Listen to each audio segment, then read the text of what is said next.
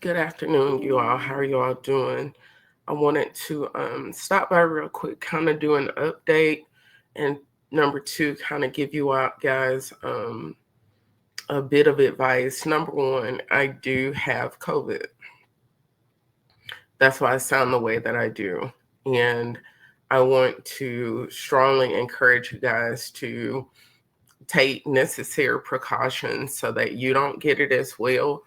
It is real. The numbers are climbing. I've had COVID previously, the early years of COVID. It didn't feel anything like this. It didn't respond to my body the way that it's responding. Um, this is day 5 of having COVID, right? So, and I'm only 1 week and 1 day post-op. So only days after having surgery, I started having I'm sorry, hold on, y'all. I started having COVID symptoms. Now, I can't tell people what to do, and I really don't want to get into the whole, debate about the validity of the virus and are vaccines a good thing, are vaccines a bad thing. I don't want to get into that conversation. I want to have another conversation with you that everyone can't afford to get sick, right? Depending on your employer, or you may be a business owner as well. And if you're a business owner, it's even harder because everything rests squarely on your shoulders. You are responsible, right? So being down sick, there's a ripple effect for you in your enterprise. Whereas if you're an employee, your employer may not offer you sick days. You may not have great benefits as far as medical benefits. You may not be able to afford testing. You may not be able to afford the copays for any medication that you may need. You may not be able to afford to get additional food resources and things that you need right now. You may not be able to afford to order your groceries from Instacart or Walmart Plus or something like that. And so that's what I mean when I say some people, you simply cannot afford to get sick. You may not be able to afford the copay. Your doctor is going to one out of your hand, and some of you, you have not met your deductible yet. You cannot afford to pay that deductible to be seen, And so with that said, I just want to, you know, really drive it home to you. Please, please put the mask on. Put the mask on. Socially distance yourself. Keep your hands clean. Try to avoid crowds. Do whatever you have to do in order for your body to be safe and for you to be well, for you to continue what you're doing. I don't care what people's judgments are. I'm just saying this for a reason, that you have to do what is in your best interest to keep yourself safe. Um, I'm a relatively healthy person. I don't have like major chronic stuff going on. Like, glory to God, I don't have things going on like hypertension, diabetes, lupus, any MS or anything like that going on. Right. And so my body, I just started feeling real out of sorts. And at first I was like, well, I am post-op, so I do need to give my body time to rest. And I'm trying, I'm resting. I'm not getting out of bed. I'm not doing too much of nothing. And then it just started feeling like, no exaggeration, like I was just hit by a bus or something. I was just achy all over. I mean, all over. And then I started noticing that I was running a fever and my fever was climbing pretty fast. And that didn't make sense. So even trying to take something to break my temp, it was not working. I was coughing, but it was just a really tight cough with very little, it wasn't a productive cough. So I really wasn't producing much for the coughing. But then I started just noticing how out of it I was, just feeling real disoriented, really couldn't stand up well, just extremely weak. Well, get to the doctor and I'm telling them how my throat feels, how my chest feels, like my throat was feeling like glass was in it, how my chest was feeling so tight with congestion. I'm sorry, hold on. My chest with congestion, and I'm not producing anything. So I went ahead and went to the emergency room on Saturday. When I went Saturday, they were like, oh no, your strep, your COVID, your x-rays, everything looks good. It must be just a virus or something going around. Sunday was torturous. Like I was so sick. I was crying. Like that's just how bad I felt. Like no matter what I did with Robitussin, um, it's bad when someone are desperate enough to put onions, potatoes, basically making a pot roast in my darn socks to try to get some kind of relief or something, because it was clear how my body was feeling.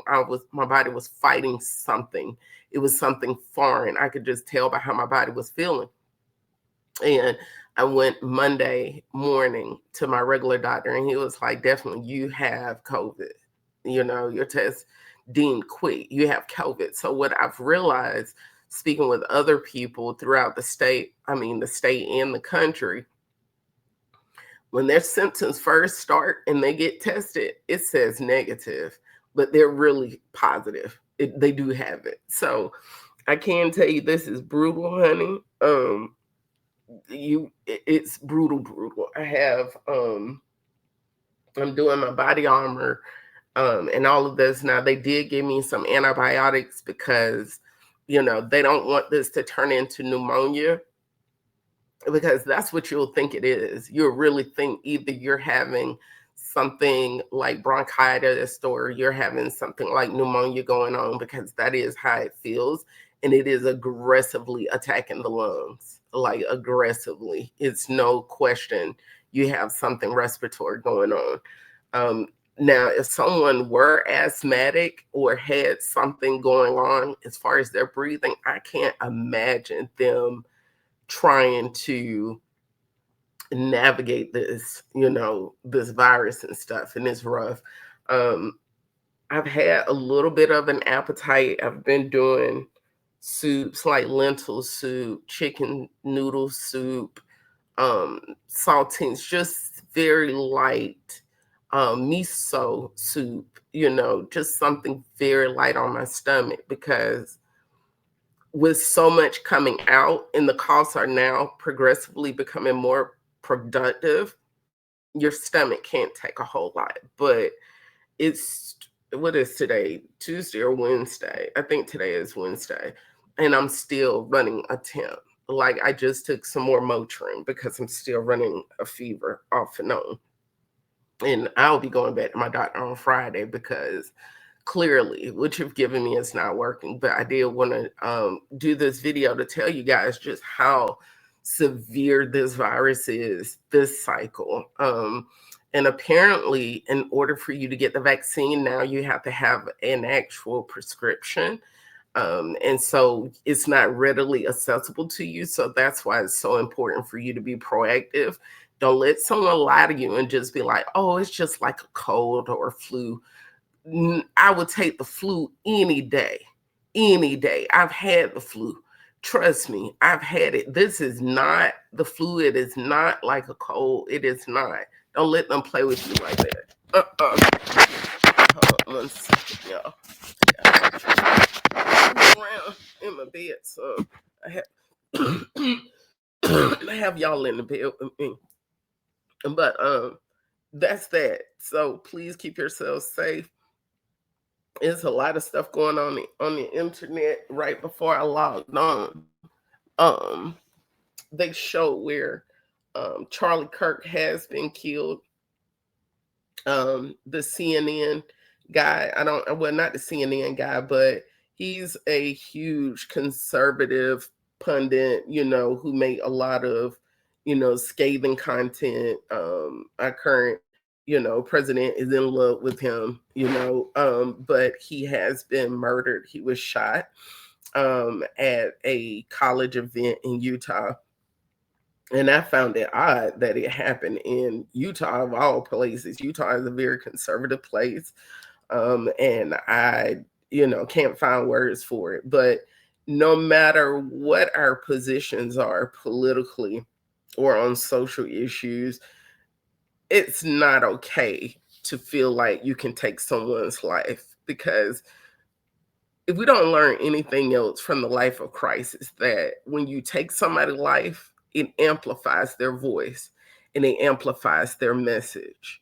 And just like the message of Christ, when that message isn't amplified and it gets into the hands of the wrong people, it can turn into something detrimental and dangerous that's widespread and does far more harm and danger than when the person was alive. And the Bible discusses this. And I think in our current political climate, that as Americans, we haven't stopped to consider that piece of wisdom. It's one thing when they're alive and you can avoid them, you can cancel them, whatever. But once you take their life and it's associated with hatred, you've just given them the largest platform. His message and everything else will resonate for far longer now. You can see the same thing happen with Kevin Samuels and so many others, that after they lost their lives, they became louder. And of course, in some instances, the messages became darker and more perverted, right? And we need to keep that in mind when we're dealing with those who are counter to our objectives as a community and as a culture, as a race, and as a people, as a nation. We need to be careful and mindful how we manage and handle those and approach them with those we don't agree with and those who pose a threat, to our well-being as a culture, community, and a race. I'm sorry that he did lose his life. I can disagree with someone, but I'm never so callous to the point that I can't acknowledge the loss of a human life is a tragedy. We don't have that right. We don't have that right to take anyone's life. That is God's job. That is his business. We don't have that right. We are seeing too many loss of lives associated with gun violence.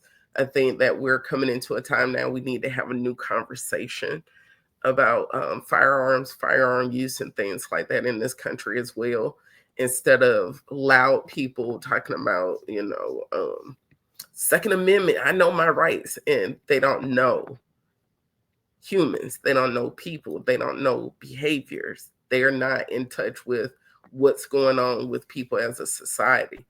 And he lost his life to gun violence, and he was actually having a conversation about mass shootings when he got shot, when it happened. That's the topic he was discussing. And if he wouldn't have been hit, someone else at that event could have been harmed or killed, because people can't handle their opinions. They get too emotional. And look what happens. So there's a lot going on online. I can admit to you, I'm not able to keep up with much or nothing right now because I feel so bad. I'm not going to kid you. I cannot focus on a video longer than maybe 8 minutes because I just feel so bad. I just feel so bad. And my attention just check out. So tell me the hot topics been going on, because I, honest to goodness, I don't know. As the God honest truth, I don't know. I have been sequestered in my room. I have not been out of my room, in days and days and days and days. So I don't know what's going on as far as good subjects or topics that impact the Black church, Black people, and what's going on. Did you see that that raid that took place down there in southern Georgia with that Hyundai plant? Honey, don't let them let me go ahead and say that that ICE situation is not the same ICE situation as dealing with those who are coming across the border illegally. What happened with them is very common. The rules of it need to be changed. Those are Korean employees. The subcontractor that has the contract with Hyundai, I'm pretty sure that contract has been suspended as not withdrawn. They bring them over as immigrants, but their responsibility also is with their paperwork. So they're supposed to be taking care of that and making sure things are renewed, extensions are provided, any new information or documentation provided or needed, that those employees know about it in a timely fashion. And they're being handled by actual subcontractors who hire the Koreans. Is a Korean subcontractor, hire the Koreans. The Koreans are doing their work. That subcontractor did not do their job. Okay. So over 300 of those employees in that raid were in fact Korean nationals. They did not just jump over here and come over here to do something illegal. That's not how it went down. They have an issue with their documentation because their subcontractor, who were getting paid all of this ridiculous money to make sure their paperwork was good, was not doing their job adequately, right? And that led to a breakdown. Those employees will end up coming back because they had no idea. They don't know how to do their paperwork themselves. Now, I can tell you, Koreans do not play when it comes to following rules and things like that, even in their country. If you have an American national in their country and a contractor, and it's done for you to be out of their country, honey, you don't get an extension. You got to go. Honey, you got to get out. You have to leave. They are big on that. They're sticklers. The breakdown, it is the subcontractor, basically, who let them down. And that's why they were willing to send a whole private jet with all kinds of amenities, accommodations, and everything else in place for them. Okay.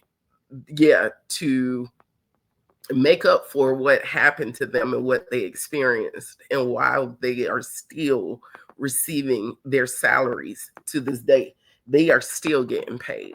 So I don't want you to think it's the same situation as what occurred with those who are coming from south of the border into the country, working illegally, don't have any documents, don't want to show up for anything or nothing like that. One of the men who were captured in that raid, not a Korean, not Asian descent, another illegal, well, an actual undocumented citizen.